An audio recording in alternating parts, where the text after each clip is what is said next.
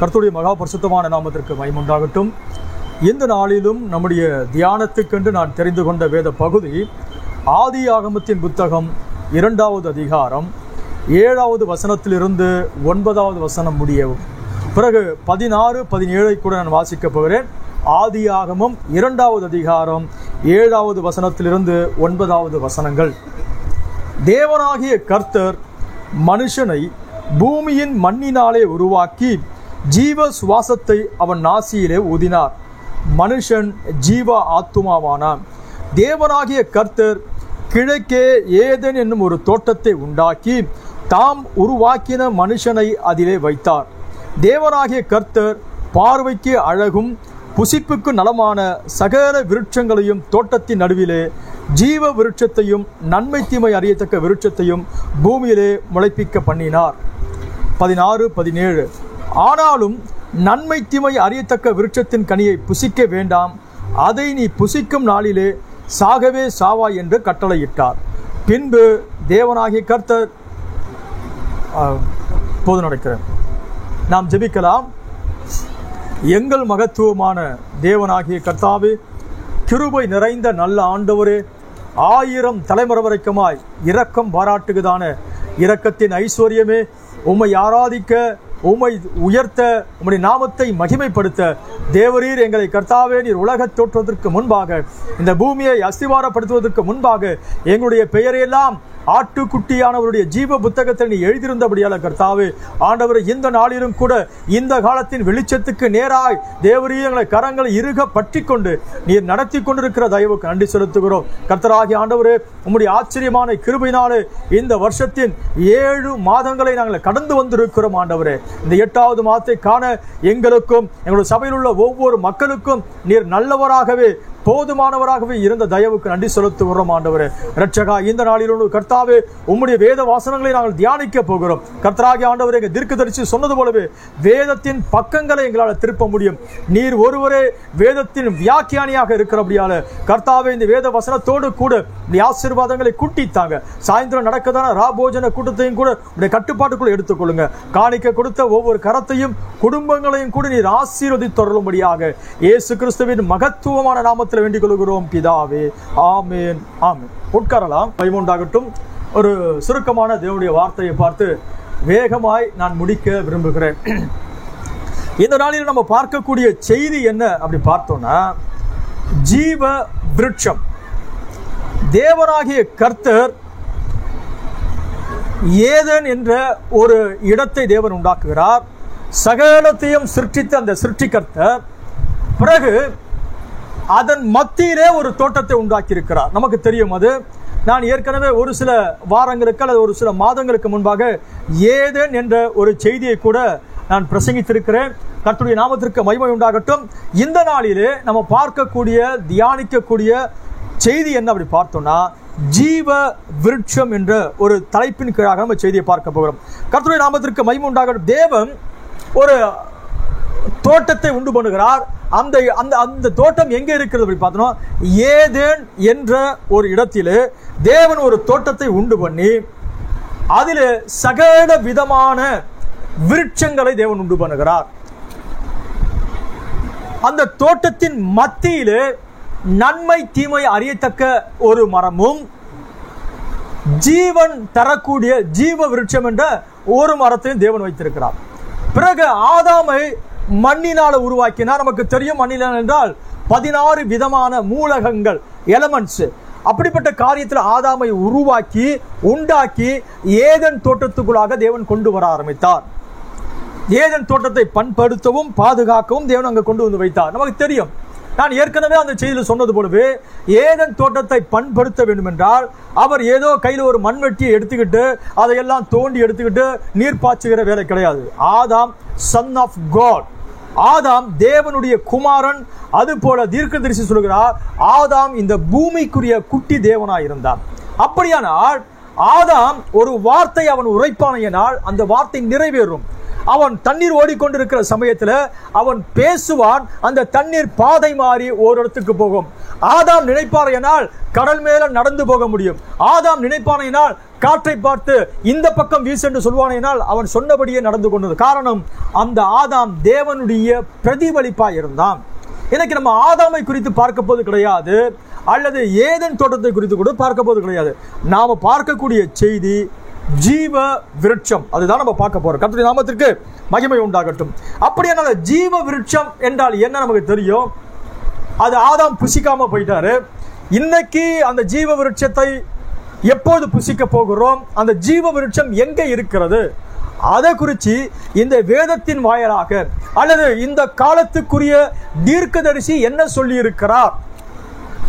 7ஆம் தூதனுடைய சத்தத்தின் நாட்களிலே அவன் எக்காலம் ஊத போகிற போது தேவனுடைய ரகசியம் எல்லாம் நிறைவேறும். அப்படியானால் தீர்க்கதரிசி இதை குறித்து என்ன சொல்லி இருக்கிறார் என்பதை குறித்து மிக சுருக்கமாய் பார்த்து நம்ம சீக்கிரமா முடிச்சிருவோம். கர்த்தருடைய நாமத்திற்கு மகிமை. யாரோ ஒருத்தர் ஆங்கில பகுதியில் வாசிக்கலாம் நினைக்கிறேன். 9வது வசனம் 7-9. மனுஷனை பூமி மண்ணினாலே உருவாக்கி ஜீவ சுவாசத்தை அவன் ஆசியிலே ஊதினார். மனுஷன் ஜீவாத்மாவானான். தேவனாகிய கர்த்தர் கிழக்கே ஏதேன் என்னும் ஒரு தோட்டத்தை உண்டாக்கி தாம் உருவாக்கின மனுஷனை அதிலே வைத்தார். தேவனாகிய கர்த்தர் பார்வைக்கும் அழகும் புசிப்புக்கு நலமுமான சகலவித விருட்சங்களையும் தோட்டத்தின் நடுவிலே ஜீவ விருட்சத்தையும் நன்மை தீமை அறியத்தக்க விருட்சத்தையும் பூமியிலிருந்து முளைக்க போதும். 16-17 கூட வாசிக்கலாம் நினைக்கிறேன். தேவனாகிய கர்த்தர் மனுஷனை நோக்கி, நீ தோட்டத்தில் உள்ள சகல விருட்சத்தின் கனியையும் புசிக்கவே புசிக்கலாம், ஆனாலும் நன்மை தீமை அறியத்தக்க விருட்சத்தின் கனியை புசிக்க வேண்டாம், அதை நீ புசிக்கும் நாளில் சாகவே சாவா என்று கட்டளை. போதும். இங்கே தேவனுடைய பரிபூர்ணமான சாயலா இருக்கக்கூடிய இந்த ஆதாமை தேவன் அந்த ஏதேன் என்கிற அந்த தோட்டத்துக்குள்ளாக வைத்தார். நமக்கு தெரியும், அவர் சிருஷ்டித்த எல்லா ஜீவராசிகளையும் தேவன் ஜோடு ஜோடாக சிருஷ்டித்தார். ஒரு ஆணு ஒரு பெண்ணு, ஒரு ஆணு ஒரு பெண்ணு.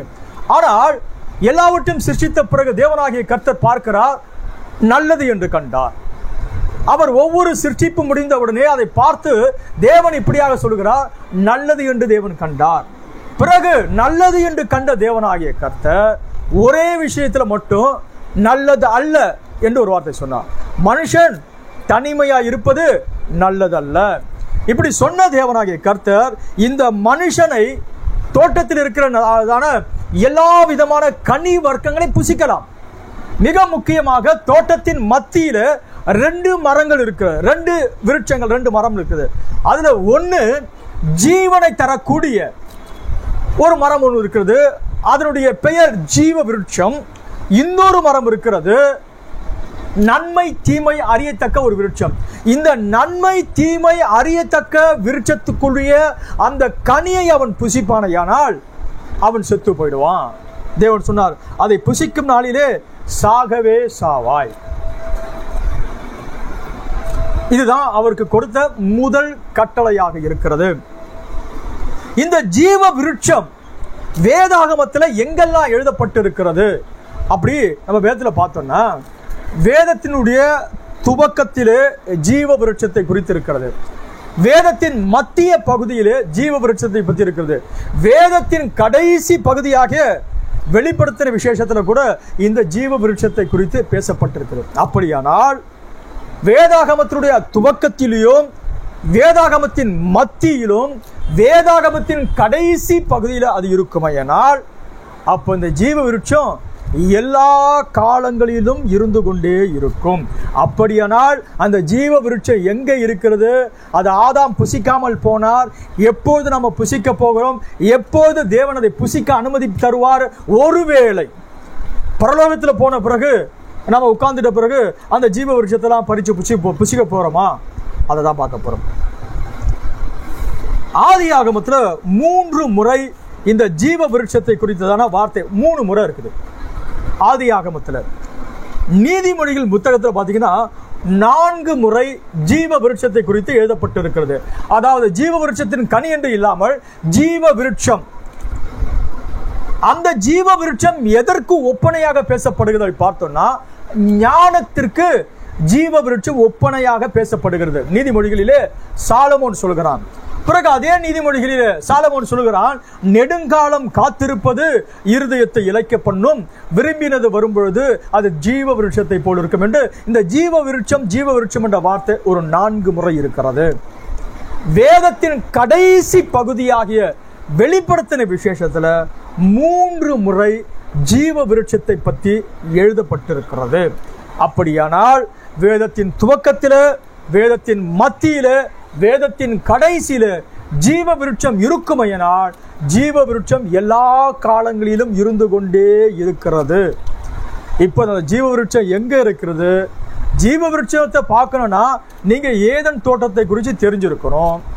ஏதன் தோட்டத்தை தெரிஞ்சிருந்தா கூட ஏதன் தோட்டத்துக்குள்ள மத்தியில தான் அந்த மரம் இருந்ததாக வேதம் சொல்கிறது. அப்படியானால் அந்த தோட்டத்துக்குள்ள போகணும். தோட்டத்துக்குள்ள போகிறதுக்கான வாய்ப்பு இல்லை. தேவன் சொன்னார், ஆதாமுக்கு கட்டளையிட்டார், இதை புசிக்கும் நாளிலே சாகவே சாவாய். எபிரேயத்துல என்ன வார்த்தை அதுக்கு அர்த்தம் அப்படி பார்த்தனா, மூத். இதை புசிக்கும் நாளிலே மூத்தாவாய். மூத் என்றால் பிரிவினை. இன்னைக்கு முஸ்லிம்ஸ் யாராச்சும் இறந்துட்டாங்கன்னா ஒரு வார்த்தை சொல்லுவாங்க, மவுத் ஆயிட்டார் அவரு. முஸ்லிம்ஸ் யாராவது இறந்துட்டாங்கன்னா என்ன சொல்லுவாங்க பார்த்தீங்கன்னா, நம்ம ஆட்கள் இப்போ கிறிஸ்துவங்க என்ன சொல்லுவாங்கன்னா, அவர் கர்த்தருக்குள்ளாக நித்திரை அடைந்து விட்டார். எபிரேயத்தில் என்ன சொல்லுவாங்கன்னா மூத் அப்படி சொல்லுவாங்க. முஸ்லிம்ஸ் அரபுல அதுக்கான மொழிபெயர்ப்பு என்ன அப்படி பார்த்தோம்னா மவுத் ஆயிட்டார் அப்படி சொல்லுவாங்க. இந்த மவுத் இது மவுத் ஆயிட்டார், இதற்கெல்லாம் அர்த்தம் என்னன்னா பிரிவினை என்ற அர்த்தம். என்ன சொல்கிறது? இந்த ஆதாம் தேவனோடு கூட ஒரு நல்ல ஐக்கியம் கொண்டிருக்கிறார், தேவனோடு கூட சேர்ந்து வாழ்ந்து கொண்டிருக்கிறார். இப்படிப்பட்ட நிலைமையில இதை புசித்த அந்த காலத்துல என்ன நடக்க போகுது அப்படி பார்த்தோம்னா, தேவனோடு இருக்கிறதான அந்த ஐக்கியத்திலிருந்து அவர் பிரிந்து போவார். பிறகு இந்த சரீரத்திலே மரணத்தை அவர் தழுவ போகிறார். இதுதான் அதனுடைய அர்த்தமாய் இருக்கிறது. நமக்கு தெரியும், இந்த ஆதாம் எத்தனை வருஷ காலம் முழுசும் ஏதனுக்குள்ளாக வாழ்ந்தார் நமக்கு தெரியாது. ஒருவேளை நீங்க சொல்லலாம், ஆதாம் 930 வருஷம் வாழ்ந்தாருங்களே, நமக்கு தெரியாதா? நிச்சயமாகவே அவர் 930 வருஷம் வாழ்ந்தாரு, அது உண்மைதான். எப்பொழுது அவர் 930 வருஷம் வாழ்ந்தார் அப்படி பார்த்தோம்னா, வீழ்ச்சிக்கு பிறகு ஆதாம் எப்பொழுது விழுந்து போகிறாரோ அப்பொழுதுதான் ஆதாம் காலத்துக்கு உட்படுகிறார். அதற்கு முன்பாக ஆதாம் காலத்துக்கு உட்படவில்லை. அப்படியானால் எத்தனை வருஷம் வாழ்ந்தால் நமக்கு தெரியாது. ஆதாமுடைய வீழ்ச்சிக்கு பிறகுதான் அவர் காலத்துக்கு உட்படுகிறார். அந்த காலத்தில் இருந்தால் அவருடைய வயது கணக்கிடப்படுகிறதா இருக்கிறது. சரி, இருக்கட்டும். இப்ப இந்த ஆதாம், எல்லா மிருக ஜீவன்களும் ஜோடா இருக்குது, ஆதாம் மட்டுமே சிங்கிளா இருக்கிறார். தீர்க்கதரிசி சொல்லுகிறார், ஆதாமுக்குள்ளாக 2 பார்ட், 2 in 1. அவருக்குள்ளாக ஏவாளும் அவருக்குள்ளாக ஆதாம் என்ற அந்த காரியம் இருக்குது. ஈஷி என்ற அந்த எபிரேய பதத்துல அந்த ஆண் பாலும் பெண் பாலும் உடைய அந்த ஒரே நபராக இருக்கிறார். கொஞ்ச காலமானது தேவன் இப்படிப்பட்ட நிலைமையிலிருந்து ஆதாமிலிருந்து ஏவாளை பிரித்தெடுக்க ஆரம்பித்தார். ஏவாளும் ஆதாமும் கூடி சேர்ந்து வாழ்ந்தாங்க. தேவன் அந்த ஏதன் என்கிற அந்த பரிணாமத்துக்குள்ளாக இறங்கி வர ஆரம்பித்தார். எதற்கு தேவன் ஏதனை உண்டாக்குனாரு? சர்வத்தையும் தேவன் சிருஷ்டித்தார், முழு உலகத்தையும் தேவன் உண்டாக்கினார். அப்படி இருக்கிற நேரத்தில் விசேஷமாக ஏதேன் என்கிற ஒரு பகுதியும் அதன் மத்தியில் ஒரு தோட்டத்தையும், அந்த தோட்டத்துக்குள்ள ஆதாமையும் ஏவாளை எதற்கு தேவன் வைக்கணும்? எங்க வச்சாலும் பரவாயில்ல, ஏன்னா பூமி எல்லாம் தேவனுடையது. இது ஒரு விஷயத்தை நம்ம தெரிஞ்சுக்கணும். நம்முடைய தேவன் வானமும் வானாதி வானங்களும் கொள்ளாதவர். அவர் சேரக்கூடாத ஒளியில வாசம் பண்ணுகிறவர், ஒருவரும் கண்டிராதவர், காணக்கூடாதவர், நித்தியானந்த ஏக சக்கராதிபதியாக இருக்கக்கூடியவர். அந்த நல்ல தேவன் இறங்கி மனுஷனோடு கூட சம்பாஷிப்பதற்கு ஒரு ஸ்தலம் தேவை. அந்த ஸ்தலம் தான் ஏதனா இருந்து. நீங்க புரிஞ்சுக்கணும் விரும்புறேன். தேவன் இறங்கி வருவதற்கு, தேவன் மனுஷனோடு கூட ஐக்கியம் கொள்வதற்கு ஒரு இடம் தேவை. தேவன் எல்லா இடத்தையும் இறங்கி வர மாட்டார். அந்த மகா உன்னத தேவன் இறங்கி வந்து மனுஷனோடு கூட ஐக்கியம் கொள்ளணும்னா அவர் என்ன செய்யணும்? அதற்கான ஒரு பிரத்யேகமான ஒரு ஸ்தலத்தை உண்டு பண்ணினார். அந்த ஸ்தலத்துல தான் தேவன் இறங்கி வந்து ஆதாமோடு கூட ஐக்கியம் கொள்ளுகிற ஒரு அனுபவம் இருந்தது. கர்த்தருடைய நாமத்திற்கு மகிமை உண்டாகட்டும். உதாரணத்துக்கு யாக்கோப்பு பதானாராமை விட்டு புறப்பட்டு போகிறார். எங்கேயோ நடந்து போயிட்டு ஒரு குறிப்பிட்ட இடத்துக்கு வருகிறார். அது பெத்தேல் என்று அழைக்கப்படுகிறது. அந்த பெத்தேலிலே தான் பல வருஷங்களுக்கு முன்பாக அவருடைய தாத்தாவா இருக்கக்கூடிய ஆபிரகாம் அவர் தற்செயலாக அந்த இடத்துக்கு வந்து பலி செலுத்தி ஒரு பலிபீடத்தை கட்டினார். ஆபிரகாம் பலி செலுத்தினதையும் தொழுது கொண்டதையும் பேரனாக யாக்கோப்புக்கு தெரியாது. யாக்கோப்பு தற்செயலாய் போகிறார். அந்த இடத்துல ராத்திரியில ஒரு கல்ல தலைமாட்டில் வச்சு தூங்கிட்டு இருக்கிறாரு. அவர் விழித்த பிறகு சொல்கிறார், இது தேவனுடைய வீடு இல்லாமல் வேறல்ல. ஒரு ஏணி வானத்துக்கு பூமியும் இருக்கிறது. தேவ தூதர்கள் ஏறுகிறதும் இறங்குகிறதுமாய் பார்த்தான். இது வானத்தின் வாசல். பெத்தேல் வானத்தின் வாசல். ஏனென்றால் அந்த குறிப்பிட்ட இடத்துல தான் தேவனுடைய பிரசன்னம் இறங்கி வந்து அல்ல தேவன் இறங்கி வருகிற ஒரு ஸ்தலமாய் இருந்தது. இது எப்படி உலகத்தினுடைய நோவாவுடைய காலத்துக்கு பிறகு அந்த குறிப்பிட்ட பெத்தேல் தேவனுடைய வீடு அல்லது தேவன் இறங்கி வருகிற ஒரு ஸ்தலமாய் இருந்ததோ, அது போல ஆதாமின் காலகட்டத்தில் தேவன் இறங்கி வருவதற்கு ஏதேன் தான் ஒரு வழியாக அல்லது ஒரு ஸ்தலமாய் இருந்தது. ஆதாம் ஏவாள் இருந்தாங்க. அங்கு சர்ப்பம் இருந்தான், உங்களுக்கு தெரியும். ஏவாளை வஞ்சித்தான். தேவன் சொன்ன அந்த மரத்தின் கனியை புசிக்க கூடாது என்று தேவன் சொன்ன அந்த கனியை குறித்து ஏவாளுக்கு ரொம்ப விவரமான நிறைய விஷயத்தை சொல்லிக் கொடுக்க ஆரம்பிச்சிட்டான். அதை புசிக்கும் நாளிலே நீங்க சாக மாட்டீங்க, தேவன் ரொம்ப நல்லவர், அதை குறித்து என்னென்ன சொல்லணுமோ அறிவியல் ரீதியாக அறிவுபூர்வமாக என்னென்ன சொல்லணுமோ எல்லாவற்றையும் ஏவாளுக்கு அவன் சொல்லிக் கொடுத்தான். ஏவாள் கேட்டால், அந்த பழத்தை அவள் பறித்தாள், புசித்தாள், தன் கணவனுக்கு கொடுத்துட்டான். ஆதாம் இப்பொழுது விழுந்து போகிறான். தேவன் எப்பொழுதும் போல ஐக்கியம் கொள்ள அவர் அந்த பரிணாமத்தில் இருந்து தேவன் இறங்கி வருகிறார். இங்க வந்து பார்த்தா தீர்க்கதரிசி சொல்றாரு, ஏதேன் தோட்டம் ஒரே இருட்டா இருந்துச்சு. தேவன் இறங்கி வந்து கேட்கிறார், ஆதாமே நீ எங்க இருக்கிற? தேவனுடைய சத்தத்தை கேட்டு அவன் ஒளிந்து கொண்டிருக்கிறான். கர்த்தர் அவனுக்கு உடனே ஒரு தோல் உடைகளை உண்டாக்கி அவர் 2 பேருக்கு கொடுத்தாரு. பிறகு அந்த காட்சி எல்லாம் நமக்கு தெரியும். ஏதேன் தோட்டத்தை விட்டு அவர்கள் வெளியே துரத்தப்படுகிறார்கள். வாசிக்கலாம் நினைக்கிறேன். ஆதியாகமம் 3வது அதிகாரம் 22, 24. தேவனாகிய கர்த்தர், இதோ மனுஷன் நன்மை தீமை அறியத்தக்கவனாய் நம்மில் ஒருவரை போல் ஆனான். இப்பொழுதும் அவன் தன் கையை நீட்டி ஜீவ விருட்சத்தின் கனியையும் பறித்து புசித்து என்றைக்கும் உயிரோடு இராதபடிக்கு செய்ய வேண்டும் என்று அவன் எடுக்கப்பட்ட மண்ணை பண்படுத்த தேவனாகிய கர்த்தர் அவனை ஏதேன் தோட்டத்திலிருந்து அனுப்பிவிட்டார். அவர் மனுஷனை துரத்திவிட்டு ஜீவ விருட்சத்துக்கு போகும் வழியை காவல் செய்ய ஏதேன் தோட்டத்துக்கு கிழக்கே கேருபீன்களையும் வீசிக்கொண்டிருக்கிற சுடரொளி பட்டயத்தையும் வைத்தார். போதும். இப்ப என்ன நடக்குது? மனுக்குலம் விழுந்த உடனேயே அந்த மனுஷனுக்கு தற்காலிகமான ஒரு பரிகாரத்தை உண்டு பண்ணுகிறார். அந்த பரிகாரமும் இல்லை என்றால் அவன் தேவனை பார்க்க முடியாது, தேவனோடு கூட ஒரு சின்ன தொடர்பு கூட கொள்ள முடியாது. ஆகையினால தேவனாகிய கர்த்தர் ஒரு தற்காலிகமான ஒரு வழியாகிய ஒரு ஆட்டை அடித்து அந்த இரத்தத்தினால் அவனை மூடி இப்போது ஏதேன் தோட்டத்தை விட்டு கணவன் மனைவியா இருக்கக்கூடிய ஆதாமையும் ஏவாளையும் தேவன் வெளியே துரத்தி விட்டு இப்போது தேவன் பேசுகிறார்.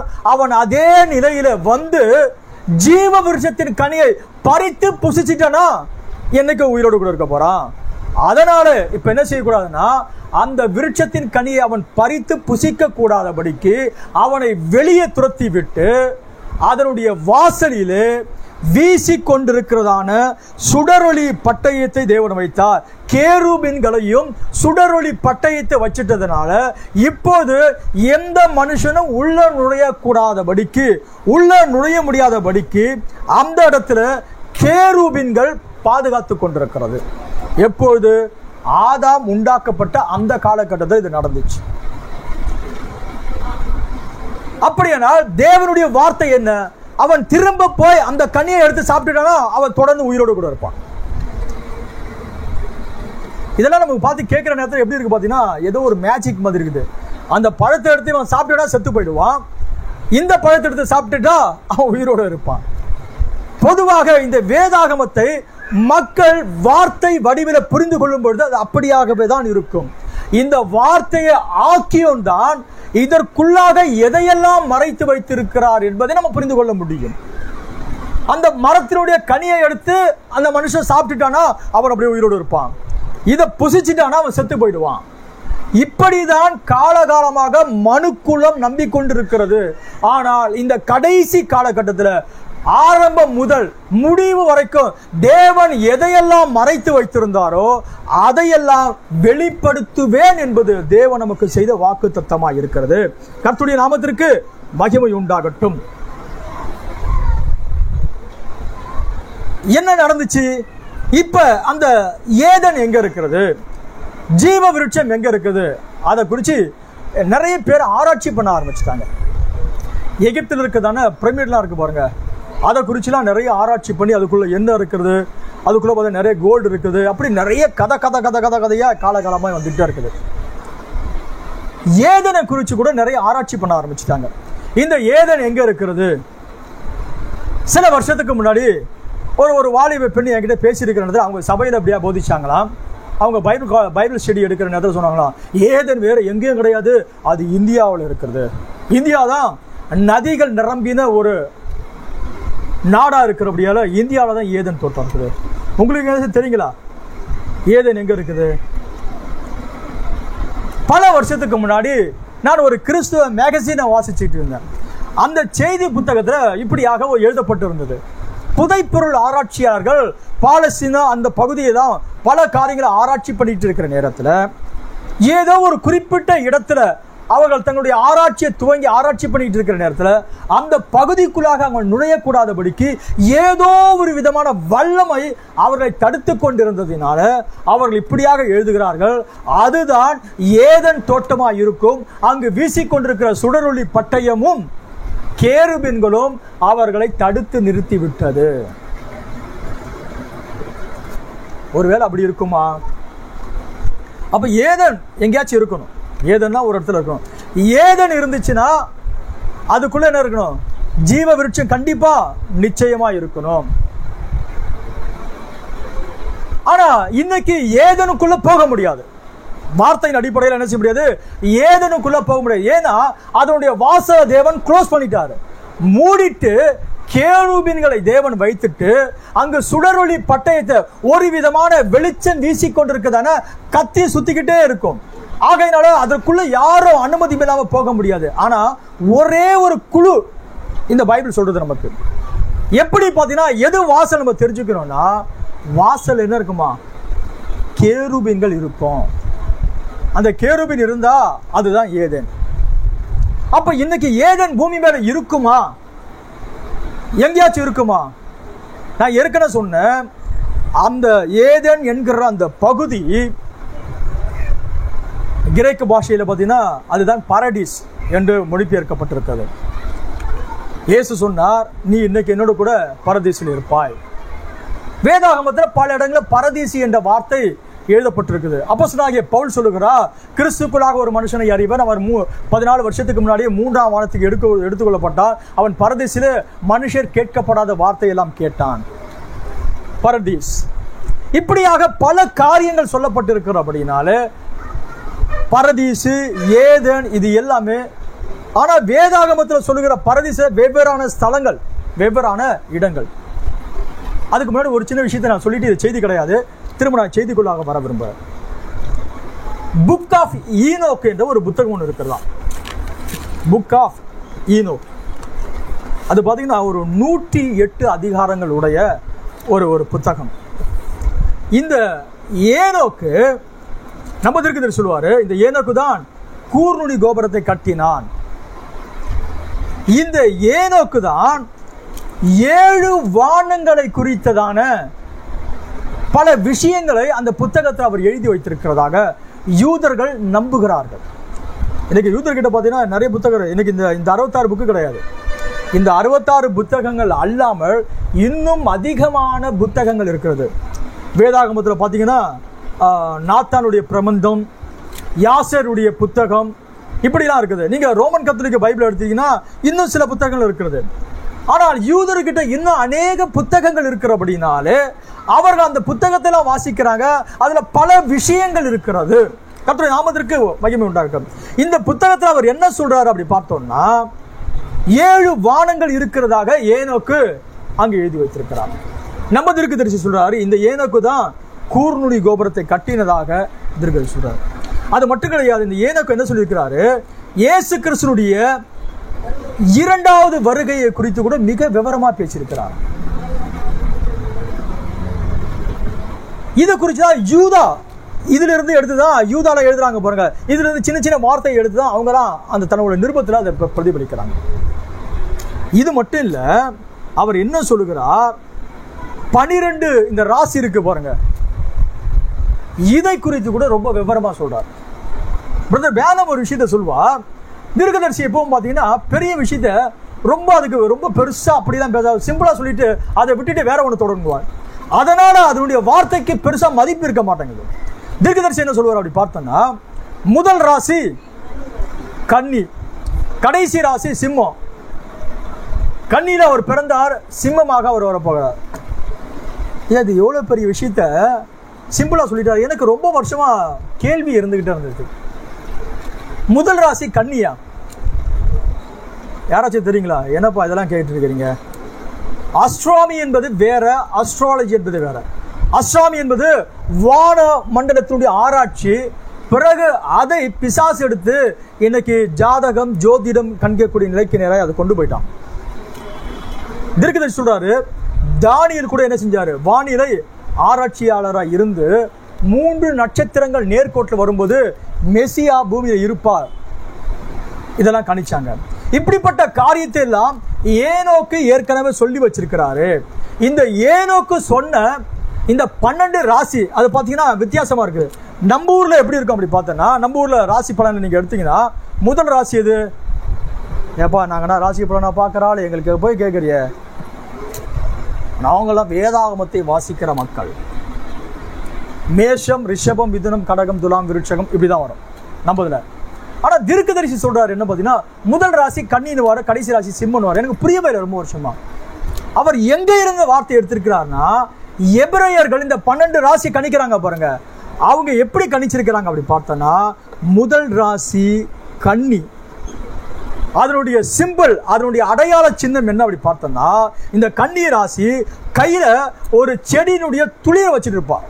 நீ இந்த படத்தை பார்த்தா தெரியும், ஒரு பெண் இருப்பா, கையில பார்த்தீங்கன்னா ஒரு செடியினுடைய துளிர் இருக்கும். இதுதான் முதல் ராசி. 2வது ராசி துலாம், தராசு இப்படி இருக்கும். 2வது ராசி துலாம். 3வது ராசி விருட்சிகம், தேல். 4வது ராசி தனுஷு, மனுஷனும் மிருகமும் சேர்ந்து கையில வில்ல வச்சிருப்போம் பாருங்க, அதுதான் 4வது ராசி. 5வது ராசி மகரம், ஆடு. 6வது ராசி கும்பம். 7வது ராசி மீனம். 2 மீன் ஆப்போசிட்டா இருக்கும், ஒன்னு இப்படி போவோம், ஒன்னு இப்படி வரும், மீனம். 8வது ராசி மேஷம், ஆட்டுக்கடா. 9வது ராசி ரிஷபம், எருது. 10வது ராசி மிதுனம், ரெட்டை பிள்ளைகள் இருப்பாங்க. ரெட்டை பிள்ளைகளை வச்சுட்டு வாயில அந்த ட்ரம்பட் வச்சு ஊதுற மாதிரி இருக்கும், ஜெமினி. 11வது ராசி கடகம். 12வது ராசி சிம்மம், லயன். இதுதான் எபிரேயருடைய ராசியுடைய கணிப்பா இருக்கிறது. சரி, அதெல்லாம் எதுக்கு நான் சொல்லிட்டு இருக்கிறேன்? அந்த தேவன் வானங்கள் தேவனுடைய மகிமையை வெளிப்படுத்தி கொண்டிருக்கிறது. தேவன் மனுஷன் விழுந்து போன உடனேயே தெய்வத்தினுடைய திட்டங்களை புரிந்து கொள்வதற்கு தேவன் என்ன செய்தார்? அன்னைக்கு இந்த வேதாகமம் எழுதப்படாத காலகட்டத்தில், மோசே வருகிற வரைக்கும் இந்த வேதாகமம் எழுதப்படல. அப்போ தேவனுடைய சித்தத்தையும் திட்டத்தையும் மனுக்குலம் புரிந்து கொள்ள வேண்டும் என்றால், அவர் முதலாவது வானமண்டலத்தில் தேவன் எதை செய்கிறாரோ அதை தேவன் வானமண்டலத்தில் காண்பித்துக் கொண்டார். தீர்க்கதரிசியானதை குறித்து என்ன சொல்றாரு? பூமியில ஒன்றை தேவன் வெளிப்படுத்துவதற்கு முன்பாக அதை தேவன் முதலாவது வானத்திலே வெளிப்படுத்துகிறவராக இருக்கிறார். ஐயா, இதுதான் முடிவின் அடையாளமா? நாங்கள் அவருடைய நட்சத்திரத்தை கண்டு அவரை பணிந்து கொள்ள வந்தோம் செய்தி சொல்றார். அப்ப தேவன் பூமியில தேவன் செய்வதற்கு இன்னைக்கு கூட தேவன் அந்த காரியத்தை மறந்து போகவில்லை. இன்னைக்கு கூட தேவன் என்ன செய்கிறார்? ஒரு மகத்தான ஒரு காரியத்தை பூமியை நிகழ்த்துவதற்கு முன்பு அவருடைய முதல் வேதாகமாகிய அந்த வானத்துல தம்முடைய திட்டத்தை காண்பிக்கிறவராக இருக்கிறார். சரி, இந்த 12 ராசி என்ன சொல்றது? இந்த வேதாகமம் எழுதப்படுவதற்கு முன்னாடி என்ன அதுக்கு அடையாளம் அப்படி பார்த்தோன்னா, ஒரு பெண் கையில ஒரு செடியினுடைய தளிரை அப்படி கையில பிடிச்சிருப்பா. அதான் முதல் ராசி. விழுந்து போன மனுக்குலத்தை தேவன் மீட்பதற்கு கன்னி பிறப்பாகிய ஒருவர் வருவார். அவர் எப்படிப்பட்டவராக இருக்க போறார்னா, இளம் கிளையை போலவும் வறண்ட நிலத்திலும் துளிர்கிற வேரை போலவும் இருக்க போறார். அவர் இளம் கிளையாய் இருக்கிறார், அவர் துளிராய் இருக்கிறார். இதெல்லாம் பாருங்க, இதெல்லாம் நமக்கு புரிய மாட்டேங்குது. தேவன் தம்முடைய முதலாவது வேதாகமத்துல இந்த எல்லா இதை 12 நான் விவரிக்க போது கிடையாது. சரி, விருட்சகம் தேலை எதுக்கு வச்சாரு? தேலுக்கு ஒரு கொடுக்கு ஒன்று இருக்குது. தேவன் அதை அழகா பைபிள் சொன்னாங்க. பவுல் எழுதுகிறாரு, அவர் மரணத்தின் கூரை முறிச்சாரு. நம்ம தீர்க்கதரிசி சொல்லுவாரு, அந்த மரணத்தின் கூறு அந்த கொடுக்க வச்சுட்டு சாத்தான் காலகாலமா எல்லாரையும் கொட்டிக்கிட்டே இருந்தான். கடைசியில இயேசுவாக அவர்கிட்ட போட்டோன்னா அவனுக்கு கொடுக்க ஒடிஞ்சு போச்சு, மரணத்தின் கூரை ஒடிச்சிட்டாரு. இந்த 12 ராசி இயேசு கிறிஸ்துவுடைய அல்லது தேவனுடைய திட்டத்தை எல்லாவற்றையும் வெளிப்படுத்துகிறதா இருக்கிறது. கர்த்தருடைய நாமத்திற்கு மகிமை உண்டாகட்டும். அப்படியானால் இந்த ஏதன் தோட்டத்திலிருந்து வெளியே அனுப்பப்பட்ட மனுஷன் வெளியே வந்தாச்சு. பலி மூலமாக தேவனை தொடர்பு கொள்ளுகிற ஒரு நிலைக்கு நேராய் வர ஆரம்பிச்சிட்டான். இப்ப என்ன நடக்க போகுது அப்படி பார்த்தோம்னா, ஏதன் தோட்டம் எங்க தெரியல. என்ன கேட்டா என்ன சொல்லுவோம் அப்படி பார்த்தோம்னா, ஏதன் தோட்டம் இன்னும் பூமியிலே இருந்துகிட்டு இருக்குமா அப்படி கேட்டீங்கன்னா, இருக்குமா? தெரிஞ்சவங்க சொல்லுங்களேன். கடைசி யோவான் பார்க்கிற 21ஆம் அதிகாரத்துல பரலோகத்தை விட்டு ஒரு நகரம் மேலே இருந்து கீழே இறங்கி வருது. அதுலதான் என்ன செய்ய போறோம்? வாழ போகிறோம். அப்படியானால் பரலோகத்திலிருந்து மேலே இருந்து ஒரு நகரமே கீழே இறங்கி வருமையானால் இந்த ஏதன் என்கிற அந்த பரிணாமம் கூட பூமியை விட்டு விலகி போய்விட்டது. நீங்க புரிஞ்சுக்கணும்னு விரும்புறேன். ஏதன் என்கிற அந்த பரிணாமம் தேவன் சுலபமாக இறங்கி வந்து மனுஷனோடு கூட ஐக்கியம் கொள்கிற அந்த ஸ்தலமானது பூமி கரைப்பட்ட உடனே பூமியை தேவன் சபிக்க ஆரம்பித்தார். உன்னை நிமித்த பூமி முள்ளையும் குறுக்கையும் முளைப்பிக்கும் என்ற வார்த்தை சொன்ன உடனே பூமி சபிக்கப்பட்டு போயிடுச்சு. அப்போ தேவனுடைய அந்த ஸ்பிரிச்சுவல் ஆவிக்குரிய பரிணாமம், தேவன் இறங்கி வருகிற பரிணாமம் பூமியிலிருந்து எடுக்கப்பட்டாயிடுச்சு. சரிங்களா? அதுதான் உண்மை. அப்ப ஏதன் எடுக்கப்பட்டு போயிடுச்சுன்னா விருட்சம் எங்காச்சும் இருக்குமா? விருட்சம் கூட எங்காச்சும் போயிட்டு இருக்குமா? ஆனா தேவன் அதற்கான ஏதோ மறைமுகமான சில திட்டங்களை மனுக்குலம் புரிந்து கொள்ளும்படியாக இந்த பூமியில தேவன் செய்து கொண்டே வர ஆரம்பிச்சார். இன்னைக்கும் ஜீவ விருட்சத்தின் கனியை புசிக்காமல் நித்திய ஜீவனை பெற்றுக்கொள்ள முடியாது. சரிங்களா? இன்னைக்கு கூட ஜீவ விருட்சத்தை புசிக்கணும். ஏப்பா, எங்க ஜீவ விருட்சம் இருக்குது? நாம எப்படி ஏதனுக்குள்ள போக முடியும்? ஏதன் தோட்டத்தை தேவன் காவல் காக்கும்படியாக சுடரொளி பட்டயத்தை வச்சுட்டாரு, கேருபீன்களை வச்சுட்டாரு. இப்ப ஏதன் தோட்டமே எங்கன்னு தெரியல. நான் எப்படி உள்ள பிரவேசிப்பேன்? எப்படி ஜீவ விருட்சத்தை புசிக்க முடியும்? ஜீவ விருட்சம் புசிக்காமல் நித்திய ஜீவனை பெற்றுக்கொள்ள முடியாது. இதுதான் எனக்கு பார்க்கப்போம். தேவன் இதற்கான ஒரு மகத்தான திட்டங்களை தொடர்ச்சியாக இந்த பூமியில தேவன் செய்து கொண்டே வர ஆரம்பித்தார். மனுக்குலம் அதை புரிந்து கொண்டதோ புரிந்து கொள்ளவில்லையே தெரியல. ஆனா இந்த கடைசி நாளில் தேவனுடைய அனந்த ஞானத்தை புரிந்து கொள்ளத்தக்கதாக தேவன் அந்த வெளிப்பாடை மனுக்குலத்துக்கு கொடுத்திருக்கிறார். ஒரு வசனத்தை கூட வாசிக்கலாம். யாத்திரை நாகமத்தின் புத்தகம் 26வது அதிகாரம் முதல் வசனம். மேலும் திரித்த மெல்லிய பஞ்ச நூலினாலும் இளநீல நூலினாலும் ரத்தாம்பர நூலினாலும் சிவப்பு நூலினாலும் நெய்யப்பட்ட 10 மூடு திரைகளால் வாசஸ்தலத்தை உண்டு பண்ணுவாயாக. அவைகள் விசித்திர வேலையாய் கேருபீன்களை செய்ய கடவாய். போது இங்க பாருங்க, முதல் வசனத்தில் தேவன் சொல்றாரு, மலையிலே மோசேக்கு காண்பிக்கப்பட்ட மாதிரிகளை அவன் செய்யணும். ஆசரிப்பு கூடாரம், இந்த ஆசரிப்பு கூடாரத்தினுடைய மூடு திரைகள் 10 மூடு திரைகள் தேவை. மூடு திரை வேற, ஒவ்வொரு ஸ்தலத்துக்கான திரைச்சீலை வேற. நீங்க புரிஞ்சுக்கணும் நினைக்கிறேன். மூடு திரை எப்படி இருக்குன்னா, இந்த ஆசரிப்பு கூடாரத்தை இப்படி மூடிடுவாங்க. 10 திரை போட்டு மூடிடுவாங்க. அது மூடு திரை. அதுக்கு அடுத்தது என்ன சொல்றாரு தேவனாகிய கர்த்தர்? பிரகாரம், பரிசுத்த ஸ்தலம், மகா பரிசுத்த ஸ்தலம். இந்த இடத்துல தேவன் என்ன சொல்றாரு அப்படி பார்த்தோம்னா, திரையை உண்டு பண்ணு. அந்த திரையை உண்டு பண்ணுகிற நேரத்தில் அது என்ன கலர்ல இருக்கணும்? இளம் நீல நூலாகவும் ரத்தாம்பர நூலினாலும் பஞ்சு நூலினாலும் நீ திரையை உண்டு பண்ணு. அந்த திரையில என்ன செய்யணும் அப்படி பார்த்தோம்னா, விசித்திர வினோதமான வேலைப்பாடாகிய கேருபின்களை உண்டாக்கு. ஆதியாகமத்தில் கேருபின்களை வைத்த தேவனாகிய கர்த்தர் இப்போ அவர் என்ன செய்யறார் அப்படி பார்த்தோம்னா, அங்க இருந்த அந்த பரிணாமத்தை தேவன் எடுத்த பிறகு தேவன் திரும்ப தேவனுடைய வாஞ்சை காலகாலமா தேவன் எதை விரும்புறார் அப்படி பார்த்தோம்னா, மனுஷனோடு கூட அவர் ஐக்கியம் கொள்ளணும். அவர் ஆரம்ப காலம் முதற்கொண்டு அதான் விரும்பிட்டு இருக்கிறார். மனுஷனோடு கூட ஐக்கியம் கொள்ளணும்னா தேவன் எல்லா இடத்திலும் வந்து கிரியை செய்ய முடியாது, ஐக்கியம் கொள்ள முடியாது. ஏதெனிலே தேவன் இறங்கி வருவார், தம்முடைய குமாரனாகிய ஆதாமோடு பேசுவார், ஏவலோடு பேசுவார். அவர்கள் கரைப்பட்ட உடனே அந்த ஸ்தலம் எடுக்கப்பட்ட பிறகு இப்போது தேவன் சொல்லுகிறார், ஆசரிப்பு கூடாரத்தை உண்டு பண்ண சொல்கிறார். இந்த ஆசரிப்பு கூடாரத்துல மகா பெரிய தேவன் இப்போது இறங்கி வருவார். அந்த இடத்துல உள்ள எல்லாரும் போக முடியாது. தேவனால பிரித்தெடுக்கப்பட்டவர்கள், தேவனால அபிஷேகம் பண்ணப்பட்டவர்கள், பிரதான ஆசாரியன் ஒருவன் உள்ள போகலாம், ஆசாரியன் ஒரு குறிப்பிட்ட இடத்துக்கு போகலாம். ஆனா மோசஸ் மட்டும் உள்ள போயிட்டு வரலாம். இந்த ஸ்தலத்துக்கு தேவன் ஒரு காரியத்தை செய்ய சொன்னார். என்ன செய்ய சொன்னார் அப்படி பார்த்தோம்னா, கேருபின்களை உண்டு பண்ண சொன்னார். திரைச்சீலை இருக்கும், அந்த திரைச்சீலையில கேருபீன்களை வைக்க முடியாது சொன்னார். எதுக்கு கேருபீனை வைக்க சொன்னாரு? வெறும் திரைச்சீலை வச்சிருக்கலாம், ஆனா தேவனுடைய அனந்த ஞானம் அங்கு எங்கேயோ மறைந்திருக்கிறது. ஏதேன் தோட்டத்தின் வாசலில் கேருபீன்களை வைக்க சொன்ன அதே தேவனாகிய கர்த்தர் இங்க திரைச்சீலையிலே கேருபீன்களை வைக்க சொன்னார். உடன்படிக்கை பெட்டிக்கு மேல 2 கேருபீன் இருந்து அதை பாதுகாத்து கொண்டிருக்கும். அங்க 2 கேருபீன் இருக்கும். அதாவது அந்த கேருபீன் நீங்க பார்க்கிறதுக்கு முன்னாடி இங்க என்ன செய்யும்? திரைச்சீலையில கேருபீன்கள் இருக்கும்படியாக தேவன் வைத்தார். இந்த கேருபீன் யாரை அனுமதிக்கிறதோ அவங்க மட்டும்தான் உள்ள போக முடியும், மற்றபடி யாரும் உள்ள போக முடியாது. அப்போ அந்த பேட்டனை கொண்டு வந்து தேவன் இங்க வைத்தார்.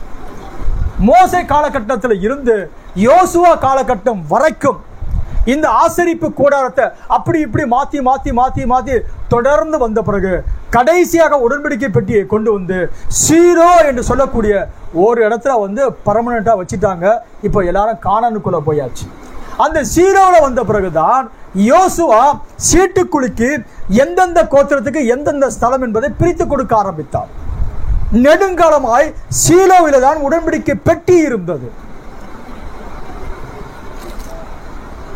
பிறகு தாவீது என்ற ஒரு மகத்தான ஒரு ராஜா வருகிறான். கர்த்தர் அவரை முன்குறித்து அழைத்த பிறகு தாவீதுக்கு கர்த்தருக்கென்று ஒரு ஆலயத்தை கட்ட வேண்டும் என்ற ஒரு விருப்பம் வருகிறது. ஆண்டவர் சொல்லிட்டாரு, ஏப்பா நீ நிறைய ரத்தத்தை சிந்திட்ட, அதனால நீ எனக்கு ஆலயத்தை கட்ட வேண்டாம், உன்னுடைய கர்ப்ப பிறப்பா இருக்கக்கூடிய உன்னுடைய குமாரன் எனக்கு ஆலயத்தை கட்டட்டும். இந்த ஆலயத்தை எப்படி கட்டணும்? மோசே ஆசரிப்பு கூடாரத்தை உண்டாக்குவதற்கு தேவன் மலையில கொண்டு போய் அங்க ஒரு பேட்டர்ன் இருந்தது. அந்த பேட்டர்னை தேவன் காட்டினார். காட்டிட்டு உனக்கு காண்பிக்கப்பட்ட மாதிரியின் படியே உண்டாக்கு. தேவன் என்ன சொன்னாரு, எதை காட்டினாரோ அதை தான் மோசே செஞ்சார். தாவீது தேவாலயத்தை கட்டதா சாலமோன் கட்டணும்னு ஆண்டவர் சொன்னார். தாவீது ஒரு அற்புதமான ஒரு வார்த்தை சொல்றார், கவனிங்க. நமக்கு நேரம் இல்லாதபடியாக வேக வேகமாக நான் கடந்து சொல்ல விரும்புகிறேன். ஒரு வசனத்தை கூட வாசிக்கலாம். 1 நாளாகமம் 28வது அதிகாரம் 19வது வசனம்.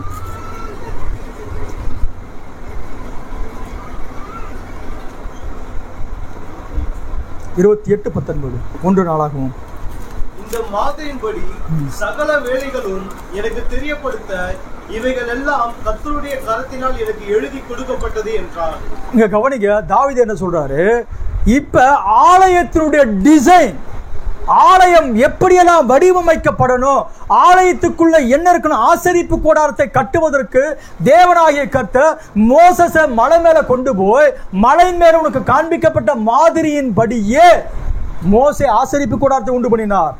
தாவீது ஆலயத்தை கட்ட வேண்டாம், சாலமோன் கட்டணும் தேவன் சொன்ன பிறகு தாவீது தன்னுடைய இஷ்ட பிரகாரமா கட்டல. அந்த ஸ்தலம் ஏற்கனவே மோரியாவில தேவன் முன்குறிக்கப்பட்ட இடம். ஆபிரகாம் ஈசாக்கை பலி செலுத்தின அந்த ஸ்தலத்தை தான் தேவனாகிய கர்த்தர் தாவீதுக்கு காண்பிக்கிறார். அந்த இடத்துல ஒரு பலிபீடத்தை கட்டினார். இப்போது தாவீது தேவாலயத்தை கட்ட வேண்டும் என்று முயற்சி பண்ணுகிற நேரத்தில் ஆண்டவர் சொல்றார், நீ கட்ட வேண்டாம், உன் மகன் கட்டுவான். தாவீது சொல்லுகிறார், நான் கட்டாமல் போனாலும் கூட பொன் வேலைக்கு பொன்னும், வெள்ளி வேலைக்கு வெள்ளியும், வெண்கல வேலைக்கு வெண்கலமும், இரும்பு வேலைக்கு இரும்பு எல்லாவற்றையும் நான் சேவதரித்து வச்சேன், சம்பாதிச்சு வச்ச பரவாயில்ல. ஆனா ஒரு அற்புதமான ஒரு வார்த்தை சொல்றாரு, இதை எப்படி செய்யணும் என்பதை கர்த்தர் எனக்கு எழுதி கொடுத்தார். அந்த வார்த்தை ரொம்ப முக்கியம். மோசேக்கு மலை மேல காண்பித்த தேவனாகிய கர்த்தர் தாவீதுக்கு இந்த ஆலயத்தினுடைய வடிவமைப்புல எப்படி இருக்கணும் அதை தேவன் அவருடைய கையில எழுதி கொடுத்தார். தாவீது எனக்கு தெரியாது, தாவீது சொல்றாரு. அப்ப தாவீது இந்த ஆலயத்தை எப்படி கட்ட வேண்டும் சாலமோனுக்கு சொல்லுகிற நேரத்தில் சாலமோன் என்ன செய்ய ஆரம்பிச்சான் அப்படி பார்த்தோம்னா, ஒலிவ மரத்துல 2 கேருப செய்ய ஆரம்பிச்சுட்டான்.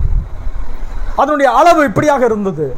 பிறகு அந்த திரை மோசே எப்படி செய்தாரோ அது போல திரைச்சீலைகளிலே கூட கேருபீன்கள் விசித்திர வினோதமான அழகான அப்படிப்பட்ட வேலைப்பாடுடைய கேருபீன்களை செய்து திரைச்சீலையிலே அவன் உண்டாக்கினான். ஆசரிப்பு கூடாரத்தில் திரைச்சீலை இருந்தது, கேருபீன் இருந்தது. இப்போது ஆசரிப்பு கூடாரத்திலிருந்து தேவாலயத்துக்கு மாறியாச்சு. தேவாலயத்தில் கூட இப்ப என்ன செய்யுதுன்னா கேருபீன்கள் இருந்து கொண்டிருக்கிறது. அப்படியானால் ஏதேன் தோட்டத்தில் வச்சு அந்த கேருபீன் தேவனதை அப்படியே கொண்டு வந்து ஆசரிப்பு கூடாரத்தில் எங்கேயோ வைக்கிறாரு. அப்ப ஆசரிப்பு கூடாரத்துக்குள்ள ஜீவ விருட்சம் இருக்குமா? எனக்கு தெரியல. நான் இப்படியாக யோசிக்கிறேன். எத்தனையோ மக்கள் வேதாகமத்தை வாழ்ந்திருக்கிறாங்க. ஈசாக்கு ஒரு குறிப்பிட்ட வயசு வந்த பிறகு ஈசாக்கு கண் பார்வை இல்லாம போச்சு. முதிர் வயதுல அவருக்கு கண் பார்வை கிடையாது. எலிசா தீர்க்கதரிசி பலவீனப்பட்டு வியாதியில படுத்த படுக்கையா இருந்தா அவர் மரித்து போயிட்டாரு. ஒரு குறிப்பிட்ட வயசு வந்த பிறகு இந்த வயது மூப்பின் நிமித்தமாக இந்த சரீரங்கள் தளர்ந்து போயிடும் எல்லாருக்கும். சாமுவேல் சொல்லுகிறார், நான் உங்களுக்கு முன்னாடி போக்குவரத்துமா இருக்கிறேன், நான் வயசு முதிர்ந்தவன் ஆயிட்டேன். அவருடைய உடம்புல தளர்ந்து போயிடுச்சு. பிறகு அந்த ஸ்தானத்தில் அவருடைய மகன்களை அவர் நியாயாதிபதியாக வைத்தார். அப்ப நான் என்ன சொல்ல வரேன்னா, ஒரு குறிப்பிட்ட காலகட்டம் வாழ்ந்த பிறகு இந்த உடம்பெல்லாம் தளர்ந்து போயிடும், பார்வை குறைந்து போயிடும். அந்த வயசுக்கு ஏற்ற பிரகாரமாக நம்ம அப்படியே பலவீனப்பட்டு போய்கிட்டே இருப்போம். ஆனா வேதாகமத்தில் ஒரே ஒரு மனுஷன் ஒருத்தர் இருந்தார். அவருக்கு 120 வயசு. அந்த 120 வயசுல பலனும் குறைந்து போகலையா, ஆளு திடகாத்திரமா இருந்தாரா, கண் பார்வை குறைஞ்சு போகல. என்னையா இது ஆச்சரியம்? நான் என்ன யோசிக்கிறேன் அப்படி பார்த்தோம்னா, ஒருவேளை இந்த மனுஷன் ஜீவ விருட்ச கனியை புசிச்சிருப்பாரா? புசிக்க முடியுமா? ஏன்னா இவர் பாத்தீங்கன்னா 120 வருஷம் வரைக்கும் அப்படியே பலத்தோடு கூட இருக்கிறாரு. பிறகு அவர் மரிக்கவில்லை. கர்த்தர் அவர் அந்த ஸ்தல தீர்க்கதரிசி சொல்றார், அவர் மரித்தா உண்மை, அவன் மரிக்கவில்லை அப்படின்னு சொல்லுவார் தீர்க்கதரிசி. ஏன்னா இந்த பரிணாமத்திலிருந்து அவருடைய சரீரத்தை தேவன் வேறு ஒரு பகுதியை கொண்டு போய் வைத்தார். ஒருவேளை இவர் ஜீவ விருட்சத்தின் கனியை புசிச்சு இருப்பாரா? தெரியல. ஒருவேளை ஆசரிப்பு கூடாரத்துக்குள்ளாக ஜீவ விருட்சத்தை தேவன் கொண்டு வந்து வைத்திருப்பாரா? எனக்கு தெரியல. ஏப்பா அங்க ஒரு மரம் இருந்துச்சா? இல்லையே. தேவ ஆலயத்துக்குள்ளாக தேவன் கேருபீன்கள் வைக்க சொன்னார். அப்படியா கேருபீன்கள் அங்கே இருந்திருக்குமா? நமக்கு எதுவும் தெரியவில்லை. என்ன அப்படின்னா என்னதான் அங்க இருந்திருக்கும்? இயேசு பூமிக்கு வந்தார் 2000 வருஷத்துக்கு முன்னாடி. இவர் எங்கேயாவது தன்னை பார்த்து நான் தான் ஜீவ விருட்சம் அப்படி சொன்னாரா? இயேசு எங்கேயும் சொல்லல. ஆனா இயேசு வேற வார்த்தை சொன்னார், ஜீவ அப்பம். உங்கள் பிதாக்கள் வனாந்திரத்துல மன்னாவை புசித்து செத்து போயிட்டாங்க, ஆனா நானும் வானத்திலிருந்து இறங்கின மெய்யான அப்பம், நான் தான் உண்மையான மன்னாவா இருக்கிறேன். இயேசு சொன்னார், நான் தான் ஜீவ தண்ணீரா இருக்கிறேன். இயேசு ஜீவ தண்ணீர், இயேசு ஜீவ அப்பமா இருந்தார். அப்ப இதெல்லாம் ஓரளவுக்கு பரவாயில்ல போல நமக்கு தெரியுது. அவர் ஜீவ விருட்சம், அவர் ஜீவ தண்ணீரா இருந்தார். சாரி, அவர் ஜீவ அப்பமா இருந்தார், ஜீவ தண்ணீரா இருந்தார். நமக்கு என்ன ஒன்றும் புரியல. ஆனால் ஜீவ விருட்சம் தோட்டத்தில் இருந்துச்சுன்னா அந்த கனியை புசிக்கணும். ஒருவேளை நாம எல்லாம் இந்த பூமியுடைய வாழ்க்கை முடிந்து ஒருவேளை ராப்சர் நம்ம பரலோகத்துக்கு போயிட்டோம்னு வச்சுங்க, ஒருவேளை நான் மரித்து பரலோகத்துக்கு எடுத்துக்கொள்ளப்பட்டேன், அங்க போன பிறகு அங்க ஜீவ விருட்சம் இருக்கும். ஒரு பிளேட்ல அப்படியே ஜீவ விருட்சத்தை எடுத்து கொடுத்துட்டு ஒரு தூதை எடுத்து வந்து, எப்பா பிலிப்பு நீ ஜீவ விருட்சத்தை புசி, இந்த சாமு நீ ஜீவ விருட்சம் புசி அப்படி சொல்ல போறாரா?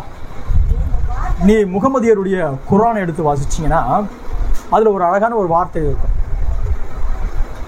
சொர்க்கத்துக்கு போன பிறகு அங்க என்ன நடக்குமா பார்த்தீங்கன்னா, அழகான கண்களுடைய பெண்கள், அந்த பெண்கள் ஆபாச தோற்றத்தோடு இருப்பாங்க. அவங்க கையில் என்ன செய்வாங்கன்னா வைனும் பழங்கள் எடுத்து வந்து கொடுப்பாங்க. பிறகு அங்கே கூட தங்களோட இச்சைகளை தீர்த்து கொள்ளலாம். ஏப்பா பரலோகத்துக்கு போய் இச்சையை தீர்த்து கொள்ளதா பரலோகம்? இயேசுகிட்ட சதுசேயர் கூட்டம் அப்படி கேட்டாங்க, ஆண்டவரே ஒரு மனுஷனுக்கு கல்யாணம் ஆயிட்டு புருஷன் செத்து போயிட்டான், நியாய பிரமாணத்தின்படி பிறகு புருஷன் செத்து போயிட்டா அவனோட சகோதரன் என்ன செய்யணும்? கல்யாணம் பண்ணிட்டு சந்தானத்தை உண்டாக்கணும், வாரிசு உண்டாக்கணும். இப்படி 7 சகோதரர் இருந்தாங்க, 7 பேரும் கல்யாணம் பண்ணாங்க. கடைசி அந்த பெண்ணு செத்து போயிட்டா எப்படி கேட்கறான் பாருங்க, யார்கிட்ட கேட்கறான் பாருங்க. அப்படின்னா பரலோகத்துல அந்த 7 பேர்ல யார் அவளுக்கு கணவனா இருப்பாங்க? இப்ப மனுஷன் என்ன நினைச்சிருக்கான்னா, இந்த பூமியை விட்டு நாங்க போன பிறகு புருஷன் பொண்டாட்டி பேர எல்லாம் கல்யாணம் பண்ணிக்கிட்டு குழந்தை பெற்றுக்குவோம். இது இயேசு சொன்னாரு, நீங்க வேத வாக்கியங்களை தப்பான எண்ணம் கொண்டிருக்கிறீர்கள். அங்க கொள்கிறவனும் கொடுப்பவனும் கிடையாது. அவர்கள் எப்படி இருப்பாங்கன்னா தேவ தூதர்களை போல இருப்பாங்க. அங்க கல்யாணம் பண்ணிட்டு புருஷன் பொண்டாட்டியா வாழ்வது கிடையாது. புருஷன் பொண்டாட்டியா வாழ்வது அந்த பூமிக்குரிய காரியம் தான். அங்கு வேறொரு சரீரத்துல வேறொரு நிலையில வாழ போகிறோம். கர்த்தருடைய நாமத்திற்கு மகிமை உண்டாகட்டும். ஆகையினால இன்னைக்கு இந்த ஜீவ விருட்சத்தை எங்கேயோ தேவன் வைத்திருக்கிறார். எப்ப தரப்போகிறாரு? பரலோகத்துக்கு போன பிறகு நம்ம ஜீவ விருட்சத்தை சாப்பிட போறோமா? பரலோகத்துக்கு போன பிறகு ஜீவ விருட்சம் தேவை கிடையாதுங்க ஐயா. ஏன்னா ஜீவ விருட்சத்துல தான் ஜீவன் மறைந்திருக்கிறது. எந்த? நித்திய ஜீவன். எனக்கென்று ஒரு ஜீவன் இருக்கிறது. இந்த ஜீவன் தற்காலிகமானது, ஆனா நித்திய ஜீவன். தேவன் ஆதாமுக்கு ஊதினார், ஃபூ என்று ஊதினாரு, அதுதான் நித்திய ஜீவன். ஜோயின்னு சொல்லக்கூடிய அந்த நித்திய ஜீவன். அந்த நித்திய ஜீவன் எங்க மறைந்திருக்கிறது அப்படி பார்த்தோம்னா ஜீவ விருட்சத்துல மறைந்திருக்கிறது. அப்ப எங்கே இருக்கணும்? சரி, அதை அப்படியே விட்டுடுவோம். இந்த காலத்துக்குரிய தேவன் ஒரு தீர்க்கதரிசியை அனுப்புகிறார். அந்த தீர்க்கதரிசி வந்து ஒரு அழகான சில வார்த்தைகளை சொல்லுகிறார். கவனிங்க, நாம் யாவரும் ஒருமித்து கிறிஸ்து இயேசுவுடன் உன்னதங்களில் வீற்றிருக்கிறோம் என்பதை உணர்கிறோம். என்ன சொல்றாரு? நாம எல்லாரும் ஒருமித்து பூமியில தான் வாழ்ந்துட்டு இருக்கிறோம், பூமியில தான் ஜீவிக்கிறோம். ஆனா இந்த தீர்க்கதரிசி வந்து என்ன சொல்றாருன்னா, ஒரு புதுமையான ஒரு வார்த்தை சொல்றாரு. நம்ம எங்க இருக்கிறோம்னா கிறிஸ்துவுடன் உன்னதத்திலே வீற்றிருக்கிறோம் என்பதை உணர்கிறோம். இது என்ன புரியுது? இன்னொரு வார்த்தை சொல்றாரு, கவனிங்க. இயேசு கிறிஸ்து வெளிப்பாடு முதல் பார்ட்ல பேசுறாரு. உன்னதங்களில் கூட்டி சேர்க்கப்படுதல் என்பது இது வெறும் மகிழ்வதை காட்டிலும் மேலானதாக இருக்கிறது. உன்னதங்களிலே கூட்டி சேர்க்கப்படுது. எப்போது? நான் மரித்த பிறகு உன்னதத்தில் கூட்டி சேர்க்க போகிறேன், நான் எடுத்துக்கொள்ளப்பட்ட பிறகு உன்னதங்களை கூட்டி சேர்க்கப்படும். இல்ல இல்ல இல்ல இல்ல இல்ல தீர்க்கதரிசி சொல்ல, இப்பொழுது இப்பொழுது இப்பொழுது இப்பொழுது நீங்கள் உன்னதங்களிலே கிறிஸ்துவோடு கூட வீற்றிருக்கிறீர்கள். இருக்க போறீர்கள் கிடையாது, இருக்கிறீர்கள். பவுல் சொன்னதை தான் இவர் நிரூபிக்கிறார். நீங்கள் உன்னதங்களிலே கிறிஸ்துவோடு கூட வீற்றிருக்கிறீர்கள். என்ன? நான் பூமியில் இருக்கிறேன். மாம்சத்துக்குரியவன் இதை புரிஞ்சுக்க முடியாது. மாம்சத்துக்குரிய சிந்தையுடையவர் தேவனுடைய எந்த திட்டங்களை புரிந்து கொள்ள முடியாது. அவர் சொல்லுகிறார், உன்னதங்களை கூட்டி சேர்ப்பது என்பது வெறும் மகிழ்ச்சி அடைவது மட்டும் கிடையாது, அதை பார்க்க அது பெருசு. முத்திரைகள் மீதான கேள்விகளை அவர் சொல்லுகிறார். சொல்லிட்டு இன்னும் சொல்றாரு, கவனிங்க. நாம் 2 உலகங்களில் ஜீவித்துக் கொண்டிருக்கிறோம். இதெல்லாம் புரியுதா நமக்கு? 2 உலகங்களில் ஜீவிச்சிருக்கிறோமா? இந்த பாடியில் இந்த பூமியில வாழ்ந்துட்டு இருக்கிறேன், ஆனா நான் இன்னொரு உலகத்தோடு கூட தொடர்பு கொண்டு இருக்கிறேன். அதுதான் செய்தி, அதுதான் செய்தி, அதுதான் செய்தி. நான் 2 உலகங்களில ஜீவித்துக் கொண்டிருக்கிறோம். இந்த உலகத்தில் நான் ஏதோ வேலை பார்க்கிறேன், நான் ஒரு மனைவி, ஒரு பிள்ளை, ஒரு குடும்பம், இதுதான் என்னுடைய முழுமையா இல்ல. இந்த பூமியில வாழ்வதற்கு அது எனக்கு தேவையா இருக்கிறது. ஆனால் இது மட்டும் கிடையாது, நான் வேறொரு உலகத்தோடு கூட தொடர்பு கொண்டிருக்கிற அந்த உலகம் என்னை கண்காணித்துக் கொண்டிருக்கிறது, அந்த உலகம் என்னை இயக்கி கொண்டிருக்கிறது. எலிசா ஒரு மலை மேல இருக்காரு. எலிசாவை பிடிச்சிட்டு வர்றதுக்காக சீரிய ராணுவத்தை அனுப்பியாச்சு. மலையை சுற்றிலும் பெரிய ராணுவம் கூடியாச்சு. காலையில எழுந்து வேலைக்காரன் பார்த்து பார்க்கற, பயந்து கத்துறான், ஐயோ என் ஆண்டவரே என் ஆண்டவரே. பாருங்க, நம்ம மலையை சுற்றிலுமாக ராணுவம் எல்லாம் கூடி இருக்குது. எலிசா அதை பத்தி ஒன்றும் பெருசா யோசிக்கல.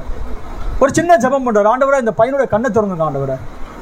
கண்ணை திறந்த பிறகு ஆண்டவர் எலிசா சொல்றாரு, அவர்களை பார்க்கிலும் நம்மோடு இருக்கிறவர் பெரியவர்.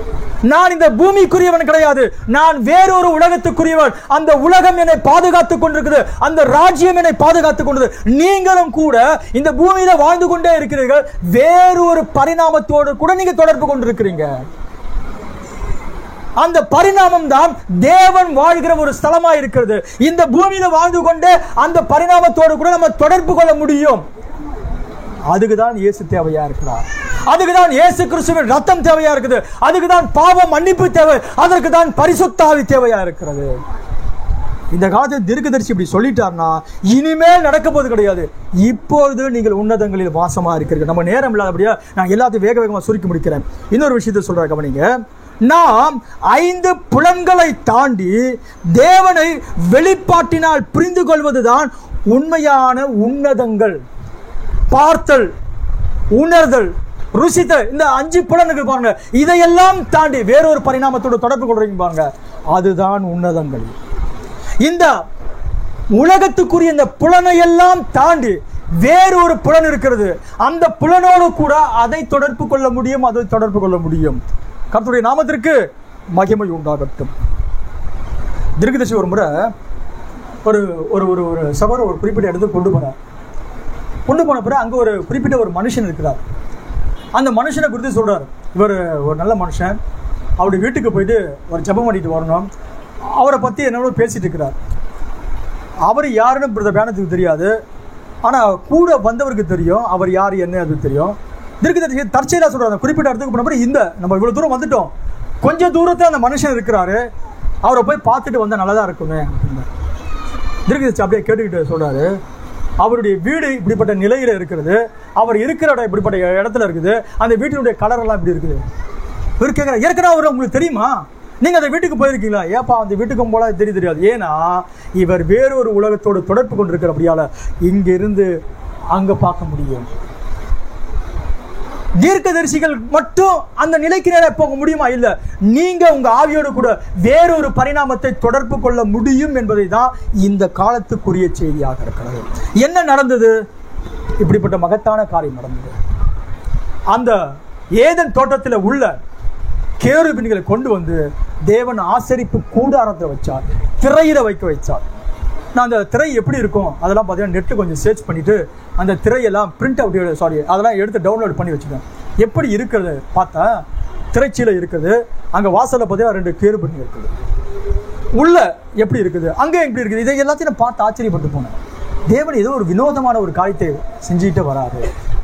சரி, ஆசரிப்பு கூடாரம் முடிஞ்சு போன பிறகு தேவாலயத்தை கட்டுகிற சாலமோனுக்கு தாவீது சொல்லுகிறார், தேவன் எனக்கு அவர் கைப்பட எழுதி கொடுத்த அந்த பிளான், அந்த திட்டத்தை தான் எனக்கு சாலமோனுக்கிட்ட சொல்லி சாலமோனு கட்டுகிறார். சாலமோனு கூட கேருபீன்களை உண்டாக்க ஆரம்பித்தார். வாசலிலே இந்த எல்லா மகத்தான காரியத்தை அவன் உண்டாக்க ஆரம்பிச்சான். அப்படி என்ன ஜீவ விருட்சம் எங்கேயோ இருந்து அது அப்படியே அப்படியே அப்படியே அப்படியே நகர்ந்து வந்துகிட்டே இருக்குது. ஜீவ விருட்சம் அங்க மட்டும் கிடையாது, ஜீவ விருட்சம் அங்க இருந்து அப்படியே பாதுகாக்கப்பட்டு அப்படியே கொஞ்சம் கொஞ்சமா நகர்ந்து எங்கேயோ வந்துகிட்டு இருக்கிறது. கர்த்தருடைய நாமத்துக்கு மகிமை உண்டாகட்டும். பாருங்க, எவ்வளவு நேரம் ஆயிடுச்சு, நான் சொல்லி முடிக்கிறேன். கர்த்தருடைய நாமத்திற்கு மகிமை உண்டாகட்டும். என்ன நடந்துச்சு ஒரு வசனத்தை கூட வாசிக்கலாம். நான் ரொம்ப சீக்கிரமா எப்படி ரொம்ப ஷார்ட்டா முடிக்கிறேன்னு நினைக்கிறேன். பரவாயில்ல, நமக்கு நேரம் இல்லாதபடியால் முடிச்சிடறேன். மத்திய சுவிசேஷம் 27வது அதிகாரம் 50வது வசனம் 51வது வசனம்.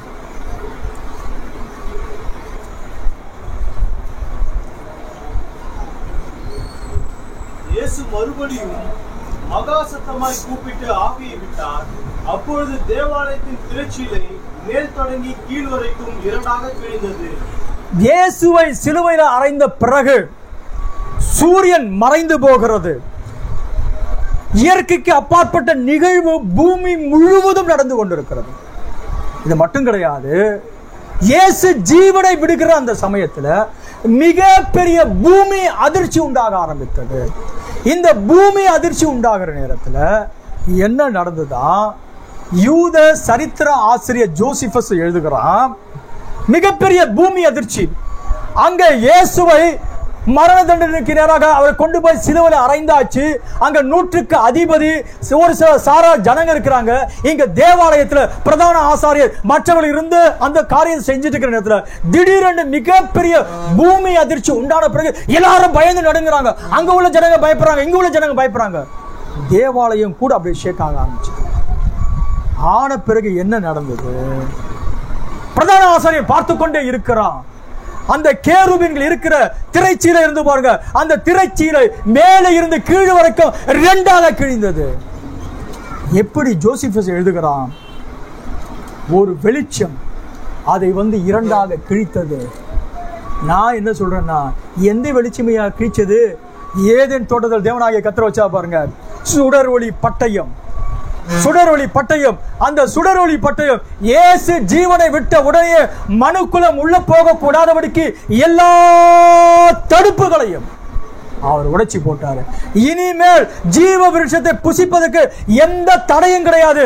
நீ செய்த எல்லா பாவத்தையும் இயேசு தன்மேலே ஏற்றுக்கொண்டு அவரே கிருபாதார பலியாக்கப்பட்டபடியினால, இப்போது அவருடைய பலி பரிபூர்ணமாக்கப்பட்டபடியினால, இப்போது கேருபீன்கள் தொடர்ந்து ஜீவ விருட்சத்தை புசிக்க கூடாதபடிக்கு தடுத்து நிறுத்த கூடாது என்பதற்காக எந்த தேவன் சுடரொளி பட்டயத்தை வைத்தாரோ அதே தேவன் இப்ப என்ன செய்யறா, அந்த சுடரொளி பட்டயத்தை வைத்து தேவாலயத்துடைய திரையை இரண்டாக கிழிக்க ஆரம்பிச்சார்.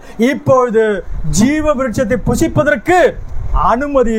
இயேசு கிறிஸ்து மரணத்தை ஏற்றுக்கொள்கிறவன், இயேசு கிறிஸ்துடைய மரணத்தை அங்கீகரிக்கிறவன், இயேசு கிறிஸ்து ஒருவரே என்னுடைய பாவ பரிகாரியை நினைக்கிற நேரத்தில் அவன் இப்போது என்ன செய்யலனா, ஏதேன் தோட்டத்துக்குள்ளாக போக முடியும். அங்க இருக்கிறதான ஜீவ விருட்சத்தை புசிக்க முடியும். நாம நினைக்கிற மாதிரி அங்க போன உடனே ஏதோ ஒரு மரம் இருக்க போது அந்த மரத்தில் உள்ள கனியை பறிச்சு புசிக்க போறோமா? இல்ல. என்னையா நடக்க போகுது? தீர்க்கதரிசி சொல்றாரு, கவனிங்க, நான் சொல்லி முடிக்கிறேன்.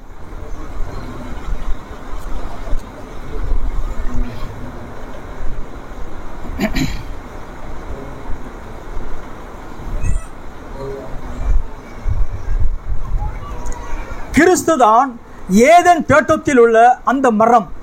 ஏதேன் தோட்டத்தில் 2 மரங்கள் இருந்தன. அவ்விரு மரங்களும் பிறப்பின் நோக்கத்துக்காக அங்கு வைக்கப்பட்டிருந்தன. ஏவாள் அவள் மரத்தின் விருட்சம் அவள் தொடப்பட்டால் கிறிஸ்து ஜீவ விருட்சம். கிறிஸ்துவின் மூலமாக ஸ்திரீயின் மூலம் மரணம் தோன்றினது. இயேசு என்னும் அந்த மனிதன் மூலம் ஜீவன் வருகிறது. இன்னொரு செய்தி, அவர் பூமியின் மீது வந்தபோது அவர்தான் ஜீவ விருட்சமாய் இருந்தார். அதை நீங்கள் விசுவாசிக்கிறீர்களா? சபையார் ஆமே என்கின்றனர். ஆசி. ஆனால் ரோமபுரி என்ன செய்தது? அவர் வெட்டி போடப்பட வேண்டியதா இருந்தது. அவர் அவமானம் என்னும் மரத்தின் மேல் தூக்கப்பட்டார். மரத்தில் தூக்கப்பட்ட எவனும் சபிக்கப்பட்டவன். அவர் மானிட வர்க்கத்துக்காக சாபமானார். கிறிஸ்து தேவனுடைய பரம ரகசியத்தின் வெளிப்பாடு. இன்னொரு செய்தி, ஆனால் இப்போது அதே சுடரொளி பட்டயமானது, அதாவது தேவனுடைய வார்த்தையானது மக்களை திரும்பவுமாக அந்த விருட்சத்தண்டை மேய்த்து நடத்தி கொண்டு போகிறது. அந்த ஜீவ விருட்சமானது மிக அழகாக இந்த பூமி மேல் வந்தது. ஒரு தொழுவத்தில் பிறந்தது. கால்நடைகள் வைத்திருக்கும் தொழுவத்தில் ஆடுகள் குட்டி போடுவதற்காக அங்க படுத்துக்கொண்டு இடத்தில் ஒரு குழந்தை வடிவில் சின்ன யெகோவா அழுது கொண்டிருந்தார். ஓ, அது எவ்வளவு புருஷனுடைய இருதயத்தையும் ஸ்திரீனுடைய இருதயத்தையும் சிலிர்க்க வைக்கிற காரியமா இருக்க வேண்டும். என்ன சொல்றானா, ஜீவ விருட்சம்தான் இயேசு, ஜீவ விருட்சம்தான் இயேசு. அப்படின்னா தோட்டத்தில் மறைத்து வைக்கப்பட்டிருந்த, அப்படின்னா இயேசு ஒரு மரமாக எதை கனித்தராரா? இல்லையா. என்ன நடந்துச்சு அப்படி பார்த்தோம்னா, பைபிள் ஒரு வசனம் இருக்கு, இயேசு ஜீவ விருட்சமா இல்லையா? அதை வாசிச்சிட்ட பிறகு நான் சொல்லி முடிச்சிடறேன். யோவான் சுவிசேஷம் 20வது அதிகாரம் 12வது வசனம். இயேசுவின் சரீரம் வைக்கப்பட்டிருந்த இடத்திலே இயேசுவின் சரீரம் வைக்கப்பட்டிருந்த இடத்திலே வெள்ளுடை தரித்தவர்களாய் 2 தூதர்கள் தலைமாட்டில் ஒருவனும் கால் மாட்டில் ஒருவனுமாக உட்கார்ந்திருக்கிறதை கண்டார். ஆமே. இங்கே மரியாள் மரித்து அடக்கம் பண்ணப்பட்ட 3ஆம் நாளிலே மரியாள் சுகந்த வர்க்கம் இடும்படியாக கல்லறைக்கு போகிறார். கல்லறையில போய் பார்த்தா இயேசு சரீரம் வைக்கப்பட்டிருந்த அந்த இடத்திலே இயேசுவின் சரீரம் இல்லை. அவருடைய தலைமாட்டில ஒருவனும் கால் மாட்டில ஒருவனும் தூதன் எப்படி இருந்தாங்களா? உட்கார்ந்து கொண்டிருந்தார்கள். உடன்படிக்கை பெட்டி மத்தியில 2 தூதர்கள் 2 கேருபீன்கள் உட்கார்ந்து கொண்டிருக்கும். இயேசுதான் ஜீவ விருட்சம். அதை தேவன் நிரூபிக்கும்படியாக இங்க யோவான் எழுதுகிறார். அவருடைய தலைமாட்டில ஒரு தூதன் வெள்ளுடை தரித்துக் கொண்டு, அவருடைய கால் மாட்டில ஒரு தூதன் வெள்ளுடை தரித்துக் கொண்டிருந்தாங்க. காரணம் என்னன்னா, அந்த உடன்படிக்கை பெட்டியை எப்படி காவல் காத்து கொண்டிருந்தாங்களோ அவர் வேறு யாரும் கிடையாது. தீர்க்கதரிசி சொல்றார், உடன்படிக்கை பெட்டி கிறிஸ்து. ஆனா இன்னைக்கு உடன்படிக்கை பெட்டி யாரு? இன்னைக்கு எல்லா காலத்தையும் உடன்படிக்கை பெட்டி கிறிஸ்து இருந்தா, இன்னைக்கு நீங்களான உடன்படிக்கை பெட்டி. உங்களுக்குள்ள கிறிஸ்து இருக்கிறார், உங்களுக்குள்ள வார்த்தை இருக்கிறது. கர்த்தருடைய நாமத்திற்கு மகிமை உண்டாகட்டும். அப்படியானால் இங்க என்ன வார்த்தையா இருக்கிறது? ஒரு வசனம் வாசிக்கலாம். வெளிப்படுத்தின விசேஷம் 2ஆம் அதிகாரம் முதல் சபை எபேசு சபைக்கு. ஒவ்வொரு சபைக்கும் பார்த்தீங்கன்னா தேவன் ஒரு சில ஆசீர்வாதத்தையும் அதனுடைய பாராட்டுவாரு, அதனுடைய தவறை சுட்டி காட்டுவாரு, அதற்கு தரக்கூடிய பரிசையும் தேவன் சொல்லுவார். வாசிக்கலாங்க. எபேசு 2ஆம் அதிகாரம் வெளிப்படுத்தின விசேஷம் 2ஆம் அதிகாரம் முதல் சபைக்கு. ஏழு நட்சத்திரங்களை நம்முடைய வலது கரத்தில் ஏற்றிக்கொண்டு 7 பொன் புஸ்தகங்களின் மத்தியிலே உலாவிக் கொண்டிருக்கிறவர் சொல்கிறதாவது, உன் கிரியைகளையும் அவ்வளவு வாசிக்கவான்னு நினைக்கிறேன். 7ஆம் வசனம் வாசிக்கலாம். ஆவியானவர் சபைகளுக்கு சொல்லுகிறதை காதுள்ளவர் கேட்க கடவன்.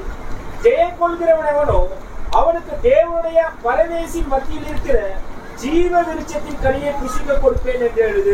ஆவியானவர் சபைக்கு சொல்லுகிறார். முதல் சபை கவனிங்க, முதல் சபை இயேசு தம்முடைய சுய ரத்தத்தினால் சம்பாதி கொண்ட இந்த 7 சபைகளிலே முதல் சபைக்குரிய ஆசீர்வாதம் என்ன அப்படி பார்த்தோம்னா, தேவனுடைய பரதீச மத்தியில தேவன் மறைத்து வைத்திருந்த கேருபின் காவல் காக்க வைத்திருந்த அந்த கனியை புசிக்க கூடாதிருந்த அந்த கனியை இப்போது சபைக்கு தேவன் சொல்லுகிறார், அந்த ஜீவ விருட்சத்தின் கனியை நான் புசிக்க கொடுப்பேன். எப்போது? பரலோகத்தை போய் புசிக்கிறோமா? இல்லை ஐயா. இன்னைக்கு 7 சபையில முதல் சபை அதை புசிக்க ஆரம்பித்தது. முதல் சபை காலத்தில் இருந்து ஜீவ விருட்சத்தின் கனியை அவர்கள் புசிக்க ஆரம்பித்தார்கள். இன்னைக்கு கூட நீங்களும் நானும் அந்த ஜீவ விருட்சத்தின் கனியை தான் புசித்துக் கொண்டிருக்கிறோம். ஆகையினால்தான் தேவனை புரிந்து கொள்ள முடிந்தது, அந்த பரிணாமத்தோடு கூட தொடர்பு கொள்ள முடிந்தது. அப்படின்னா எது ஜீவ விருட்சம்? இயேசு சொன்னார், மனுஷன் அப்பத்தினால மாத்திரமல்ல தேவனுடைய வாயிலிருந்து புறப்படுகிற ஒவ்வொரு வார்த்தையும் படைப்பான். நன்மை தீமை அறியத்தக்க விருட்சத்தின் கனியை ஏவாள் புசித்தாள். எப்படி புசித்தாள்? சாத்தான் சொன்ன அந்த பொய்யான உபதேசத்திற்கு அவள் செவி கொடுத்தாள், மரணத்தை தழுவினாள்.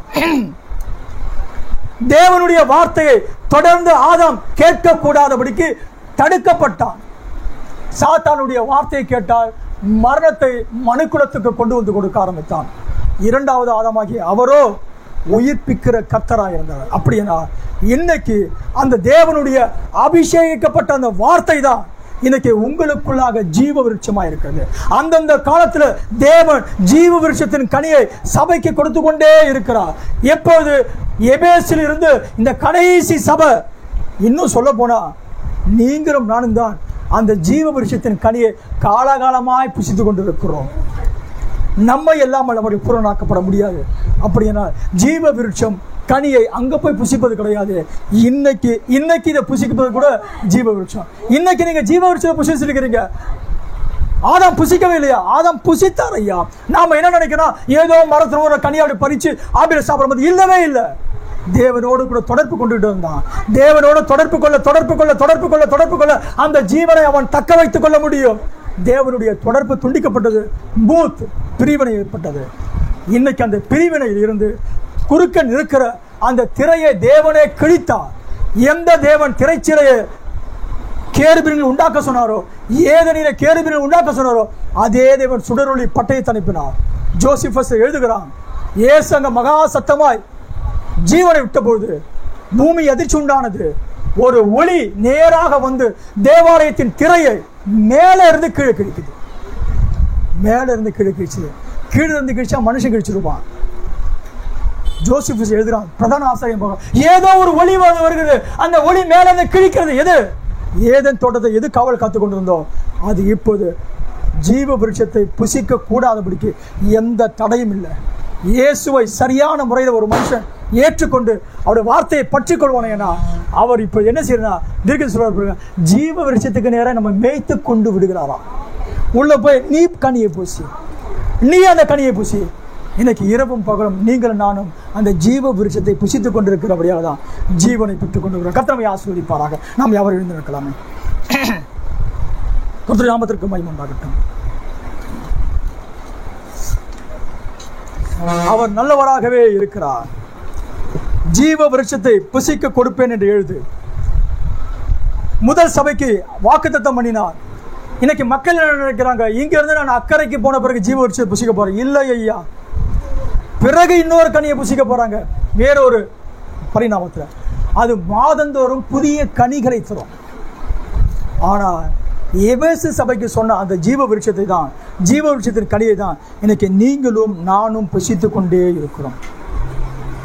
ஜீவ விருட்சத்தை புசிக்காமல் ஜீவனாகிய அவரை புரிந்து கொள்ள முடியாது. ஜீவ விருட்சத்தை புசிக்காமல் ஜீவனை பெற்றுக்கொள்ள முடியாது. ஜீவ விருட்சத்தோடு நீங்க தொடர்பு கொள்ளாமல் ஜீவனை குறித்து எந்த அறிவை நீங்க பெற்றுக்கொள்ள முடியாது. அவர் மகா பெரியவராக இருக்கிறார். சேர்ந்து பாடுவோமே, கர்த்தர் நல்லவராக இருக்கிறார்.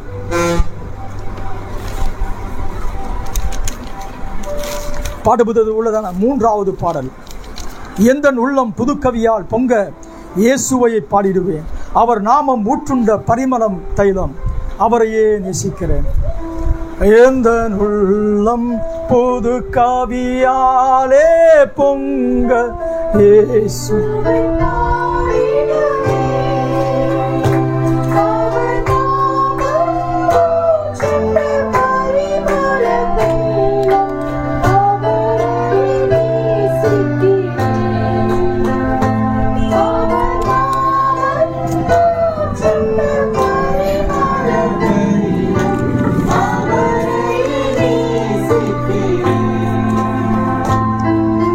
அல்லேலூயா, துதி அல்லேலூயா, எந்த நன்னலாம் இயேசுவை பாடிடுவே. அல்லேலூயா, துதி அல்லேலூயா, எந்த நன்னலாம் இயேசுவை பாடிடுவே. இத்தனை கிருபைகள் நித்தமும்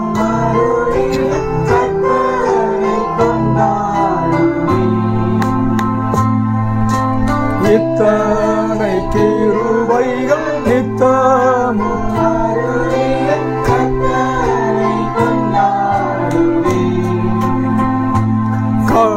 காலம் முழுவதும் காத்தாரே, ஓ சேதமும் அணுகாமல் சென்ற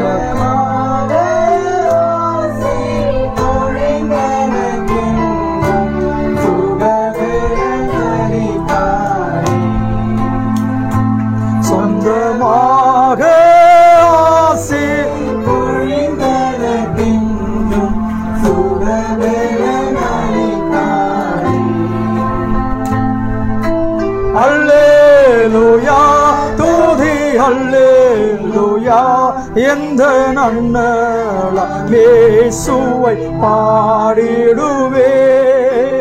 அல்லேலூயா, துதி அல்லேலூயா, எந்த நன்னலாம் இயேசுவை பாடிடுவே. இத்தனை கிருபைகள் நித்தமும் அருளி கர்த்தரை கொண்டாடுவே. இத்தனை கிருபைகள் நித்தமும் அருளி கர்த்தரை கொண்டாடுவே. களிப்போடு விரைந்தெம்மை சேர்த்திட என் கர்த்தரை வருவாரே.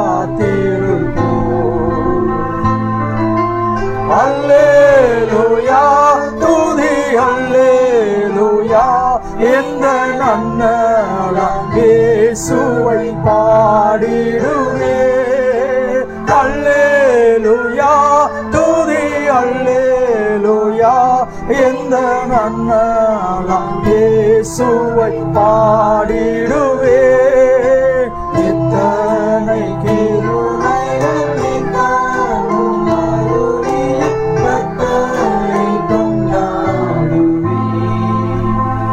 கர்த்தருடைய நாமத்திற்கு மகிமை உண்டாகட்டும். முதல் சபைக்கு தேவன் சொன்னார். ஏன் அப்படியானால் இயேசு இந்த பூமியில நடந்து கொண்டிருந்த சமயத்தில் தன்னை ஜீவ தண்ணீர் என்று சொன்னார், ஜீவ அப்பம் என்று சொன்னார். ரத்தம் சிந்தப்படுகிற வரைக்கும் அவர் தன்னை ஜீவ விருட்சம் என்று உலகத்துக்கு காண்பிக்க முடியாது. இயேசு தம்முடைய சொந்த ரத்தத்தை பிதாவின் சமூகத்துக்கு கொண்டு போனார். அப்பொழுது ஏதேன் தோட்டத்தில் இருந்த சுடரொளி பட்டயம் நீக்கப்பட்டது. ஜீவ விருட்சத்துக்கு போகிறதான வழி திறக்கப்பட்டது. இயேசு சொன்னார், நானே வழியும் சத்தியமும் ஜீவனமாய் இருக்கிறேன். இயேசுதான் ஜீவ விருட்சத்துக்கான வழியாய் இருக்கிறார். அவரே ஜீவ விருட்சம். அதனுடைய மாதிரியை தான் தேவாலயத்தில் ஆசரிப்பு கூடாரத்தில் இந்த கேருபினுடைய திரைச்சிலையை தேவன் வைத்துக் கொண்டு வருவார் அனுமதித்தார். இயேசு மகா சத்தமாய் கூப்பிட்டு ஜீவனை விட்ட மாத்திரத்தில் பூமி அதிர்ச்சி உண்டானது. மிகப்பெரிய ஒளி ஒன்று கடந்து போய் தேவாலயத்தின் திரைச்சிலையை மேலிருந்து கீழ் வரைக்கும் ரெண்டாய் கிழித்தது. மனுக்குலம் இனி ஜீவ விருட்சத்தை புசிக்க கூடாதபடிக்கு எதுவும் தடையா இருக்கக்கூடாது. இயேசு மரணம், இயேசு ரத்தம் சிந்துதல், இயேசு கிறிஸ்துவுடைய கிருபாதார பலியானது நமக்கு வழியை திறந்து கொடுத்திருக்கிறது. அது மட்டுமில்லை ஐயா, அவர் முதல் சபைக்கு சொன்னார், ஜீவ விருட்சத்தின் கனியை நான் புசிக்க கொடுப்பேன். இன்னைக்கும் கூட நீங்களும் நானும் அந்த ஜீவ விருட்சத்தின் கனியை தான் புசித்துக் கொண்டிருக்கிறோம். உண்மையான அந்தந்த காலத்துக்குரிய அந்த வெளிப்பாடான வார்த்தை தான் ஜீவ விருட்சமா இருக்குது. அதற்குள்ளாக ஜீவன் மறைந்திருக்கிறது. அதுதான் இயேசு சொன்னார், மனுஷன் அப்பத்தினால மாத்திரம் அல்ல, இந்த சரீரத்துக்கு கண்டிப்பா பூமிக்குரிய ஆகாரம் கண்டிப்பா தேவை. பூமிக்குரிய ஆகாரம் இல்லாம இந்த சரீரம் வாழ முடியவே முடியாது. மனுஷன் அப்பத்தினால மாத்திரமல்ல, அந்த வார்த்தையை தேவன் எதற்கு சொன்னானா, உனக்குள்ள ஒரு ஸ்பிரிச்சுவல் மேன் இருக்கிறான். ஆவிக்குரிய மனுஷன் வாழணும்னா அவனுக்கு ஜீவ விருட்சம் தேவையா இருக்கிறது. ஜீவ விருட்சத்தின் கனியை புசிக்க கொடுப்பேன்.